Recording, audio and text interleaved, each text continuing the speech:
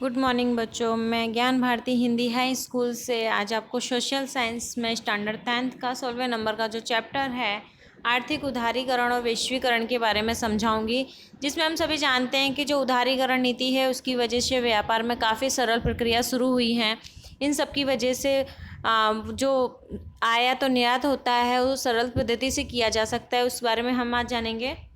तो भारत में 1947 में जो भारत है हमारा आज़ादी प्राप्त करने के बाद तेज़ी से आर्थिक विकास के लिए हमारी जो सरकार है उसके द्वारा आयोजन का जो मार्ग स्वीकार किया गया है।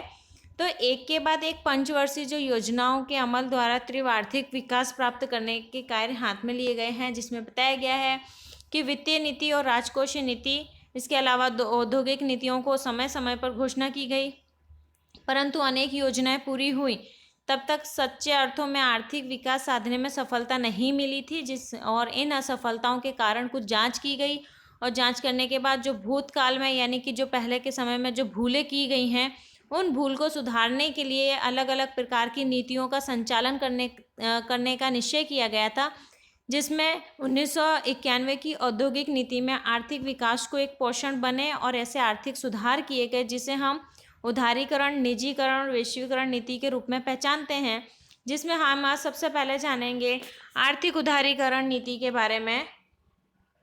तो आर्थिक उदारीकरण नीति के बारे में हम जानेंगे, जिसमें हम जानते हैं कि सरकार जो है औद्योगिक नीति द्वारा निजी क्षेत्र पर, यानी ये कह सकते हैं कि औद्योगिक द्वारा जो निजी क्षेत्र होते हैं, निजी क्षेत्र पर अंकुश और नियंत्रण जो किए जाते हैं, तो उन अंकुश नियंत्रणों को कम किया जाए, विकास को प्रोत्साहित किया जाए। तो ऐसे जो कार्य किए जाएंगे उसे हम उदारीकरण नीति के रूप में पहचानेंगे।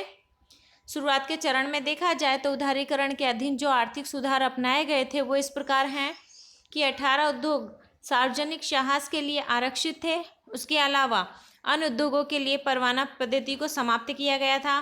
फिर सेकंड दिया है, रेलवे अनुक्षेत्र और संरक्षण के सिवाय सभी क्षेत्र निजी क्षेत्र के लिए खोल दिए गए थे। उद्योग के लिए जो अनिवार्य पंजीकरण था, प्रथा थी, वो रद्द कर दी गई।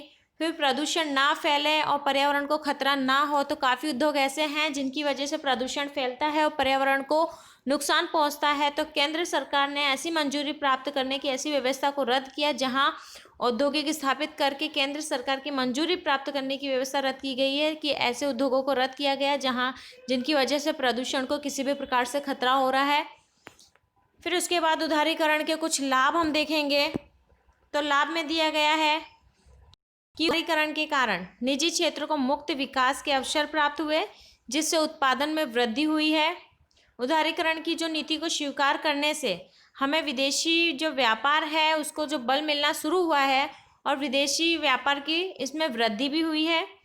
फिर विदेशी व्यापार में जो वृद्धि होने से विदेशी मुद्रा आरक्षण में भी वृद्धि हुई है। फिर उदारीकरण के परिणाम स्वरूप देखा जाए तो जो देश के आंतरिक ढांचागत हैं उसमें भी सुविधाएं बढ़ी हैं, तो ये उदारीकरण के लाभ हैं।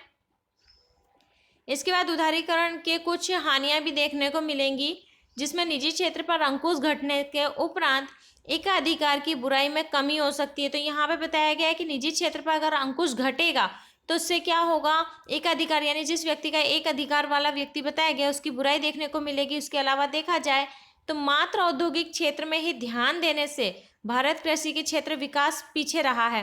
तो ये कह सकते हैं कि औद्योगिक क्षेत्र पर अगर अधिक ध्यान दिया जा रहा है तो जो भारत की जो कृषि क्षेत्र है उन कृषि क्षेत्र के विकास पे क्या होगा, असर पड़ेगा, यानी कृषि पर ध्यान ना देते उसका विकास कम देखने को मिलेगा। इसके अलावा आय की जो असमानता है उसमें भी वृद्धि होगी। फिर लगातार जब जो उदारीकरण की नीति बताई गई है तो उसकी नीति के द्वारा अगर आयात बढ़ता रहेगा और निर्यात घटेगा तो उससे क्या होगा, विदेशी कर्ज में हमारे विदेशियों के कर्ज में वृद्धि होगी, यानी कर्ज बढ़ेगा। तो यानी कहने का अर्थात ये है कि हमेशा आयात यानी सभी वस्तुओं का हम आयात ही करते रहेंगे तो हम निर्यात किस वस्तु का करेंगे, ठीक है। तो अगर हम निर्यात नहीं कर सकते हैं तो इससे क्या होगा, विदेशी कर्ज में वृद्धि होगी। तो इस प्रकार से उदारीकरण नीति है। सेकेंड पॉइंट है हमारा निजीकरण। तो निजीकरण अर्थात क्या, तो निजीकरण अर्थात ऐसी प्रक्रिया जिसमें राज्य के स्वामित्व और औद्योगिक साहसों की मालकी अथवा संचालन निजी क्षेत्र को सौंपा गया हो तो उसे हम निजीकरण कहेंगे। अर्थात कह सकते हैं कोई ऐसी प्रक्रिया है जिसका जो मालिकी है वो मालिकी राज्य के स्वामित्व यानी राज्य की, और इसके अलावा औद्योगिक साहसों में जो संचालन जो कार्य करते हैं उसमें निजी लोगों को सौंपा जाए तो वो एक निजीकरण प्रक्रिया कहलाएगी। जिसमें पहला बताया गया है कि जो क्षेत्र सार्वजनिक साहसों के लिए आरक्षित किए गए हों वे क्षेत्र निजी विभाग के लिए खुले रखे जाते हैं। यानी ये कह सकते हैं कुछ सार्वजनिक क्षेत्र यानी कुछ क्षेत्र ऐसे हैं जो सार्वजनिक हैं, ठीक है, सरकार के हाथ में आरक्षित किए गए हैं, उसके बावजूद उसके जो कुछ भाग हैं उन्हें निजी लोगों के लिए भी खोले गए हों तो ये निजीकरण एक प्रक्रिया कहलाएगी। उसके अलावा देखा जाए तो राज्य के स्वामित्व की कंपनियों की मालिकी जो राज्य अपने पास रखता है और संचालन निजी कंपनी को सौंपता है, अथवा संचालन राज्य अपने पास रखे तो वो मालिकी निजी कंपनी को सौंपे, इस प्रकार बताया गया है। फिर निजी कंपनी के लाभ, तो निजीकरण की नीति के कारण देश में उद्योग क्षेत्र में उत्पादक इकाई की संख्या में वृद्धि दर्ज की हुई है। निजीकरण के कारण पूंजीगत और उपभोक्ता वस्तुओं के उत्पादन में वृद्धि हुई है। सार्वजनिक क्षेत्र की इकाइयों का निजीकरण होने से सार्वजनिक क्षेत्र की इकाई की कार्य क्षमता जो है उसमें सुधार हुआ है, तो ये उसके लाभ हैं। जिस प्रकार से उदारीकरण नीति की कुछ हानियां हैं उसी प्रकार से निजीकरण की भी हानियां हैं। जैसे कि निजीकरण के कारण आर्थिक सत्ता का केंद्रीकरण हुआ है, तो जिससे एकाधिकार को क्या हुआ, वेग मिला है। इसके अलावा देखा जाए तो निजीकरण के जो छोटे उद्योग यानी गृह उद्योग का जो विकास उचित ढंग से नहीं हो सका, मात्र बड़े उद्योग को ही लाभ प्राप्त मिला, तो ये निजीकरण के हानि बताई गई है कि छोटे गृह उद्योग होते हैं यानी घर में रहकर जो छोटे मोटे उद्योग किए जाते हैं, कुटीर उद्योग जैसे जो उद्योग होते हैं, उस प्रकार के जो उद्योग किए जाते हैं तो उन्हें विकास नहीं मिलता, तो उन्हें विकास ना मिलने की वजह से मात्र बड़े उद्योगों को ही विकास मिलेगा। फिर निजीकरण के कारण मूल्य नियंत्रण में नहीं रहे जिससे मूल्य वृद्धि की भी समस्या उत्पन्न होगी, तो इस प्रकार निजीकरण की हानियां हैं। इसके बाद हम देखेंगे तो वैश्वीकरण, तो वैश्वीकरण क्या होगा कि देश के अर्थतंत्र को विश्व के अर्थतंत्र के साथ जोड़ने की जो प्रक्रिया है, वस्तु सेवा तकनीक या श्रम का प्रभाव विश्व को सरलता से प्राप्त होता है, जिसे हम वैश्वीकरण कहेंगे। अर्थात ये कह सकते हैं कि एक देश का जो अर्थतंत्र है वो पूरे विश्व के अर्थतंत्र के साथ जुड़ता है, जिसमें वस्तु है, सेवा है, तकनीक है यानी नॉलेज वगैरह है, श्रम वगैरह है, इन सब का जो प्रभाव है वो विश्व में सरलता से प्राप्त हो सकता है, तो उसे हम वैश्वीकरण कहेंगे। वैश्वीकरण के कुछ सुधार हाथ में लिए गए हैं, जिसमें दो देशों के बीच में व्यापार को अवरोध दूर करना, यानी दो देशों के बीच में व्यापार आसानी से कर सकते हैं, ऐसी परिस्थितियों का निर्माण करना जिससे दो देशों के बीच पूंजी की जो हेर फेर है वो आसानी से हो सकती है। फिर टेक्नोलॉजी का जो आयात निर्यात अवरोध दूर हो सकता है, अर्थात टेक्नोलॉजी के आयात निर्यात में किसी प्रकार की कोई टेक्नोलॉजी की आयात और निर्यात के बीच में किसी भी प्रकार की अवरोधक अर्थात किसी प्रकार का कोई हस्तक्षेप नहीं होगा। फिर विश्व के विभिन्न देशों के बीच श्रम का भी आयात निर्यात मुक्त रूप से हो सकता है, यानी श्रम का आयात निर्यात करना बिल्कुल आसानी से हो सकता है, तो ये इसके सुधार हैं। फिर इसका प्रभाव क्या देखने को मिला है, तो वैश्वीकरण का भारतीय अर्थतंत्र पर मिश्र प्रभाव पड़ा है, कुछ लाभ हुए हैं तो कुछ हानियां भी हुई हैं। जैसे कि उसके लाभ बताए गए हैं, तो वैश्वीकरण के कारण देश में विदेशी पूंजी निवेश का प्रोत्साहन मिला है, तो विदेशीकरण की वजह से कह सकते हैं कि वैश्वीकरण के कारण देश में और विदेश में पूंजी का प्रोत्साहन मिलता है। वैश्वीकरण द्वारा विकसित देशों में उत्पन्न होने वाली जो वस्तुएं हैं तो वो आसानी से प्राप्त होती हैं, यानी कह सकते हैं कि विकसित देशों में जो वस्तु है, जो भी उत्पादित वस्तु होती है जो हमारे देश में ना हो, तो ऐसी वस्तु हमें आसानी से प्राप्त हो सकती है वैश्वीकरण की वजह से। वैश्वीकरण के कारण भारत जैसे विकासशील देश जो है वो अंतर्राष्ट्रीय स्पर्धा में टिके रहें, तो टिके रहने की इन्हें शक्ति जो है वो वैश्वीकरण से मिलती है। फिर उसकी कुछ हानियाँ बताई गई हैं, तो वैश्वीकरण से गरीबी और बेरोजगारी समस्या हल करने में इच्छित सफलता नहीं मिलती है, तो ये इसकी सबसे बड़ी हानि बताई गई है कि इसमें गरीबी और जो बेरोजगारी की समस्या है उन समस्याओं का हल नहीं होता है। विकासशील देशों को निर्यात वृद्धि द्वारा जो लाभ होना चाहिए वो लाभ पर्याप्त मात्रा में प्राप्त नहीं हो पाता है।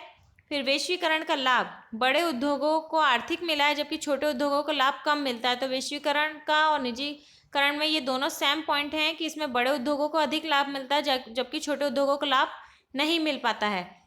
इसके बाद हम देखेंगे विश्व व्यापार संगठन, जिसे हम WTO कहते हैं, संयुक्त राष्ट्र संघ के सदस्य देशों द्वारा 1 जनवरी 1995 से अंतर्राष्ट्रीय व्यापार के लिए ये संस्था की शुरुआत की गई थी।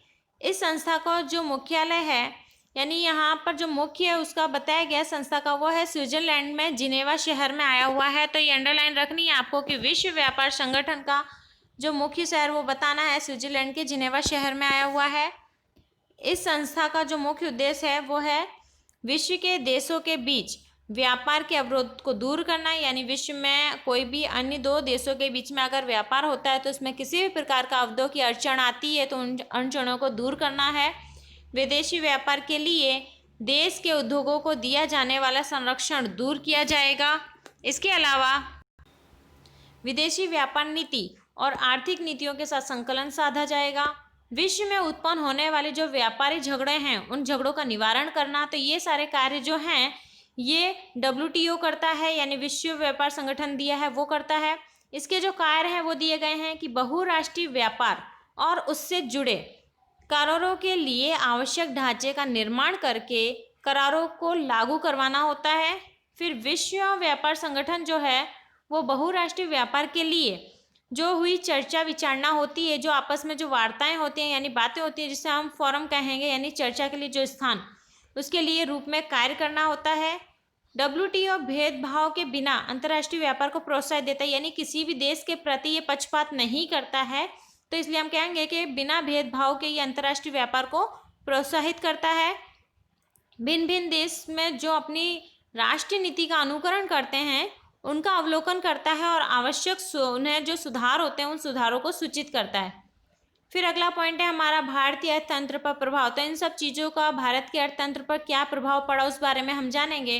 तो इस संस्था की स्थापना से समय ही भारत में संस्था का सदस्य है, यानी ये कह सकते हैं इस संस्था की स्थापना के समय से ही ये भारत में एक प्रकार का सदस्य है, और इससे भारत की संस्था पर क्या प्रभाव पड़ेगा और भारत को किस प्रकार इससे लाभ मिलेंगे उस बारे में हम चर्चा करेंगे। तो यहाँ देखेंगे कि विश्व व्यापार में भारत का जो हिस्सा है वो 0.5% बताया था, मतलब पहले इतना था, लेकिन अंतर्राष्ट्रीय व्यापार में वृद्धि होने से हमारे निर्यात में भारी वृद्धि हुई, जिसके परिणाम स्वरूप विश्व व्यापार में भारत का हिस्सा बढ़कर 1% से भी अधिक हो गया। तो यहाँ पे ये चीज़ बताई गई है कि विश्व व्यापार जो भारत का हिस्सा बताया गया, तो भारत का हिस्सा पहले 0.5% था।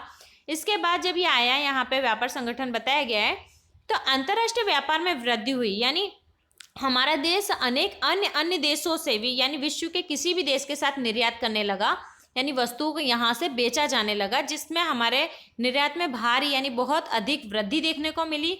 और वृद्धि देखने के स्वरूप विश्व व्यापार में भारत का हिस्सा 0.5 था उससे बढ़कर 1% से भी अधिक हो गया। WTO के सदस्य रहने से हमारा जो तैयार वस्त्र है, वस्त्र के निर्यात में वृद्धि हुई। तो हमारे भारत देश में जो तैयार वस्त्र होते हैं उस तैयार वस्त्रों को निर्यात यानी बेचा जाता है, तो उसमें भी वृद्धि देखने को मिली WTO की वजह से ही। और WTO की जो सदस्य बनने से भारत ने अपनी कृषि उपजों में निर्यात में वृद्धि कर सकेगा। तो ये बताया गया है कि इसी की वजह से ये भारत का जो सदस्य बना है, तो भारत इसमें सदस्य बनने से कृषि यानी कि खेती के उपज यानी खेती का उत्पादन होता है उसमें भी निर्यात करने में, उन वस्तु को भी निर्यात करने में आगे वृद्धि हो सकेगी। निर्यात में वृद्धि होने से आयात पर जो दबाव हल्का होगा और विदेशी मुद्रा में भी उससे वृद्धि होगी। तो आज विश्व व्यापार संगठन के साथ जुड़ने से सदस्य देश के रूप में भारत को उपयुक्त लाभ ही होंगे, पर साथ साथ कुछ शर्तों का पालन भारत को करना पड़ेगा। तो बताया गया है कि इसका सदस्य बनने से भारत को लाभ तो बहुत होंगे, लेकिन कुछ शर्तें हैं जिन शर्तों का पालन भारत को करना पड़ेगा। विशेषकर भारत अपनी आंतर ढांचागत सुविधाएं कितनी तेजी से बढ़ाता है और विकसित देश भारत के साथ कितना सहयोग करता है, ये बात उस पर आधारित है। तो ये बात कहा गया है कि अगर वो भारत देश जो है उसकी शर्तों का पालन करता है तो वो अपनी जो आंतरिक जो सुविधाएं हैं, तो सुविधाएं मतलब भारत में बढ़ेंगी, तो उन सब चीज़ों से मतलब वस्तु का उत्पादन ज़्यादा होगा तो वस्तु का निर्यात होगा, यानी वस्तु ज़्यादा उत्पादन होगा, अच्छी वस्तु होगी, निर्यात और वस्तु का उत्पादन अधिक होगा तो विदेशी लोग हमारी वस्तु को खरीदेंगे। तो इसलिए कहा गया है कि भारत यानी किस प्रकार तेजी से सुविधाओं को बढ़ाता है और जो विकसित देश है वो किस तरह से भारत को सहयोग देता है, तो ये उस बात पर आधारित होगा। फिर हम देखेंगे स्थायी विकास। तो स्थायी विकास की जो व्याख्या के अनुसार कहा गया है कि भावी पीढ़ी की आवश्यकताओं को पूरी करने की क्षमता को नुकसान पहुंचाए बिना वर्तमान पीढ़ी की आवश्यकताओं को संतुष्ट करना, तो ये स्थायी विकास कहलाएगा। ये इसकी परिभाषा दी है कि भावी पीढ़ी यानी जो आवश्यकताओं को पूरी करने की जो क्षमता है, उस क्षमता को नुकसान पहुंचाए बिना वर्तमान यानी चल रही है जो उस पीढ़ी की आवश्यकताओं को अगर संतुष्ट करता है तो वो स्थायी विकास कहलाएगा। स्थायी विकास में पर्यावरणीय संसाधनों का जो अस्तित्व बनाए रखने के लिए एक बल दिया गया है।